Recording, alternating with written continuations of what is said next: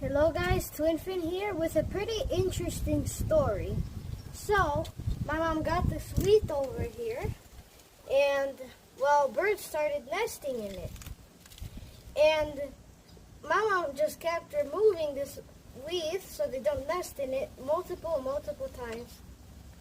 And, well, we planned a trip to South Carolina for the summer. And once we left, the birds re-nested very quickly and laid eggs. And we came back, and a couple of days after we did, we found eggs in there. And one hatched, and the other hatched like yesterday. So I'll show you guys the birds here.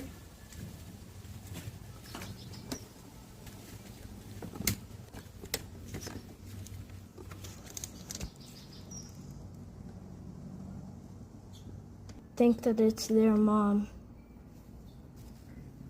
Oh, wake up.